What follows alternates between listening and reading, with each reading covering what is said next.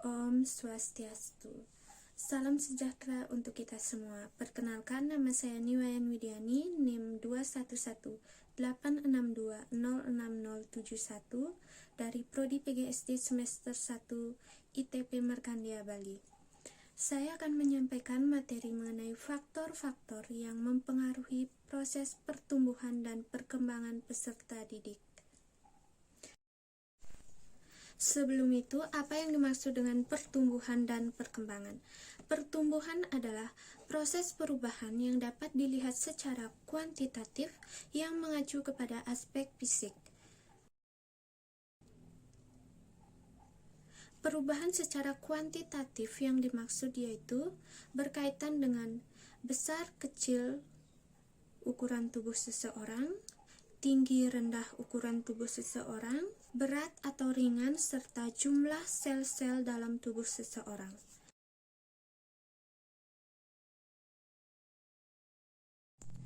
Sedangkan perkembangan manusia adalah proses perubahan secara kualitatif yang mengacu kepada proses kematangan manusia. Proses perkembangan manusia ini dapat dilihat melalui perkembangan fisik, kognitif dan bahasa, serta perkembangan emosi. Sebagai contoh, perkembangan fisik yang dapat kita lihat yaitu pada bayi yang belum bisa duduk, kemudian setelah beberapa bulan, bayi tersebut mulai bisa duduk, bisa merangkak, kemudian bisa berdiri, dan setelah berusia 1 tahun, balita atau bayi ini sudah mulai bisa berjalan. Kemudian, perkembangan kognitif dan bahasa dapat kita lihat melalui bagaimana cara anak atau individu dalam mengenal dirinya sendiri, mengenal lingkungan sekitarnya, serta bagaimana seorang anak atau individu dapat memecahkan masalah yang ditemukan. Dan dalam kemampuan bahasa dapat kita lihat melalui bagaimana cara seorang individu atau anak dalam bersosialisasi dan berkomunikasi. Selain itu, dalam kemampuan sosial emosional atau perkembangan emosinya dapat kita lihat bagaimana seorang individu dapat menunjukkan sikap sosial, seperti contoh seorang anak yang mulai akur bermain dengan teman.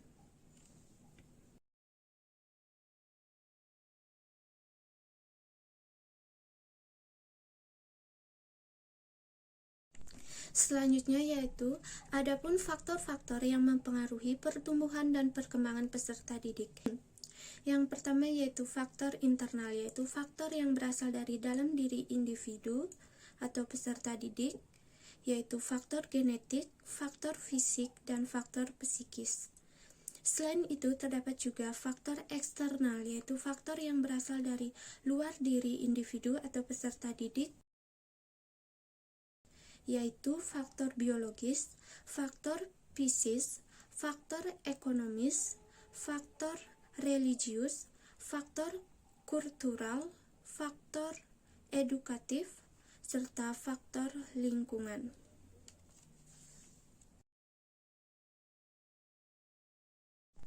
Yang pertama yaitu faktor internal, yaitu faktor genetik. Faktor genetik ini merupakan pewarisan sifat yang diturunkan dari orang tua ke anaknya yang dapat mempengaruhi sifat-sifat anak serta ciri-ciri tubuh anak yang dapat berupa bentuk tubuh, warna kulit, serta tinggi tubuh anak.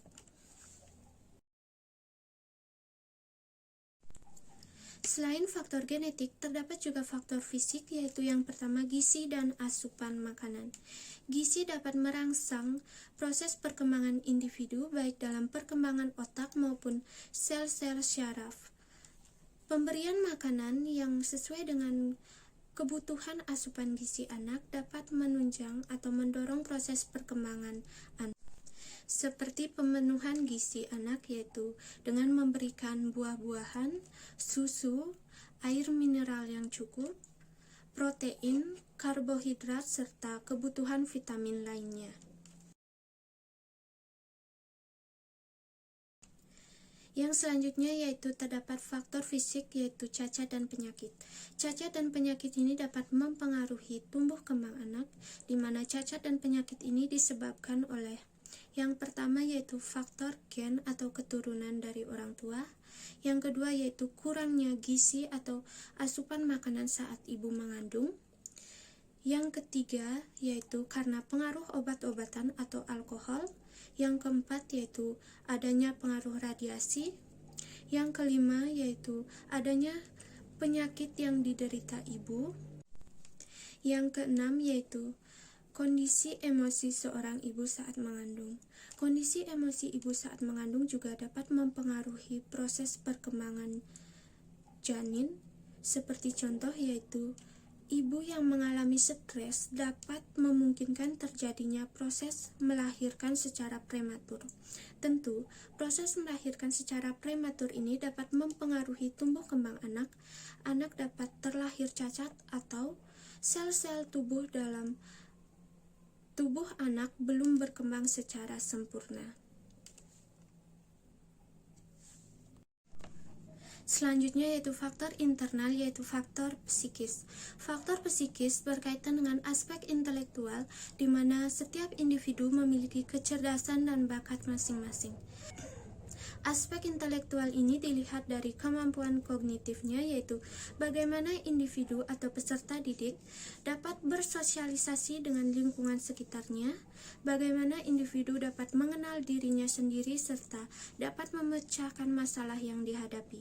Selanjutnya yaitu kemampuan bahasa, yaitu bagaimana individu dapat bersosialisasi dengan baik. Dan terdapat juga kemampuan sosial emosional, yaitu bagaimana seorang individu dapat mengenali perasaannya serta mengolah perasaannya dan dapat menunjukkan sikap sosial. Selain faktor internal, terdapat juga faktor eksternal, yaitu yang pertama faktor biologis. Faktor biologis adalah faktor yang berkaitan dengan kebutuhan primer anak atau peserta didik yang berupa pengaruh awal yang diterima dari ayah atau ibu, seperti rangsangan atau stimulasi yang diberikan oleh ibu atau ayah kepada anaknya. Rangsangan atau stimulasi ini dapat berperan dalam perkembangan anak, yaitu perkembangan dalam proses berpikir, merasakan, serta bertingkah laku. Yang kedua yaitu faktor fisis. Faktor fisis adalah faktor yang berkaitan dengan kondisi lingkungan di mana tempat individu berada. Faktor fisis ini yaitu faktor yang berkaitan dengan kondisi geografis, cuaca, keadaan alam, sanitasi dan kebersihan, serta faktor keamanan. Seperti seorang individu yang dilahirkan pada lingkungan yang kurang tersedianya air bersih, maka akan mempengaruhi kondisi kesehatan serta kondisi lingkungannya.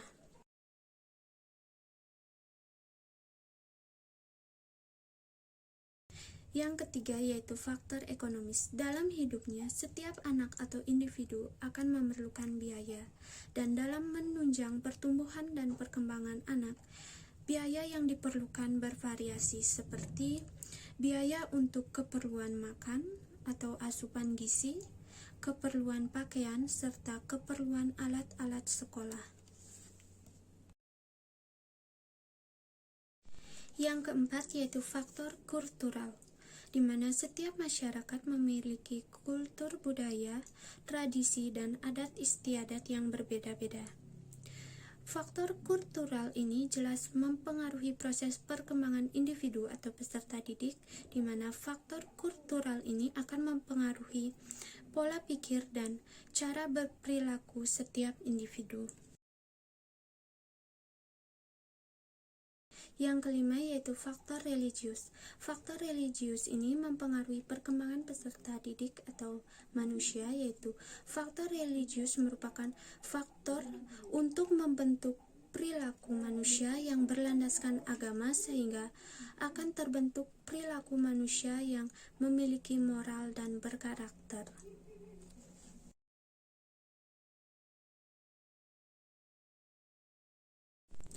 Yang keenam yaitu faktor edukatif atau pendidikan.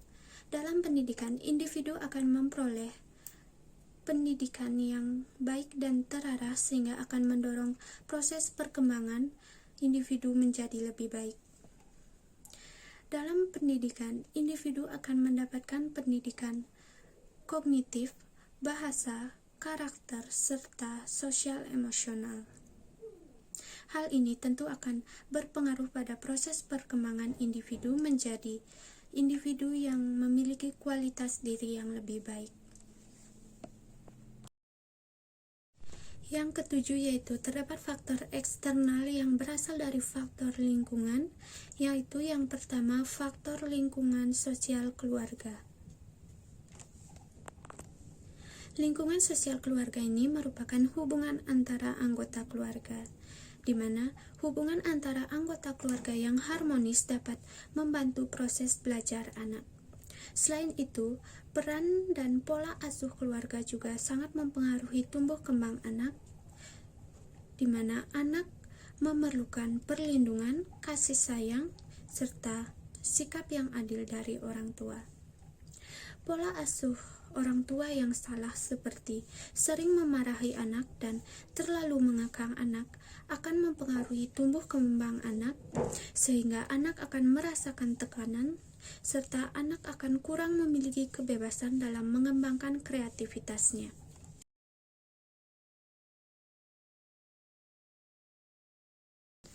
Selanjutnya yaitu faktor lingkungan sosial sekolah.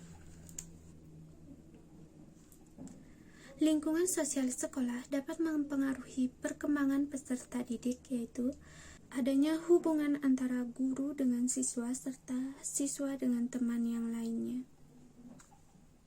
Dalam lingkungan sosial sekolah ini, seorang guru perlu memahami setiap peserta didik dan menciptakan proses pembelajaran yang efektif dan efisien. Selain itu, seorang peserta didik juga perlu diberikan kesempatan untuk meningkatkan kemampuannya serta mengembangkan kreativitasnya sesuai minat dan bakatnya.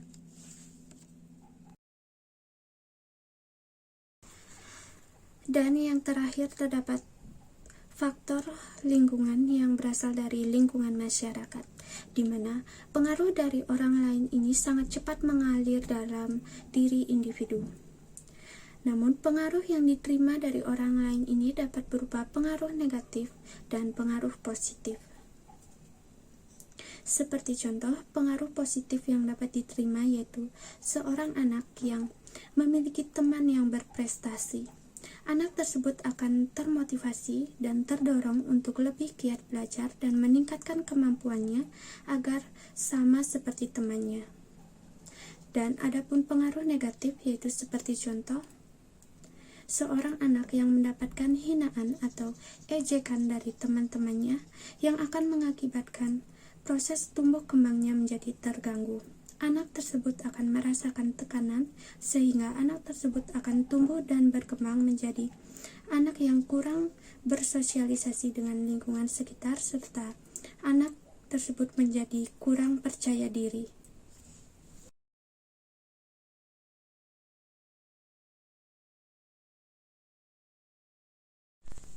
Sekian yang dapat saya sampaikan. Apabila ada kesalahan kata, saya mohon maaf. Dan semoga tayangan materi ini dapat berguna bagi yang membutuhkan. Om Santi Santi Santi Om.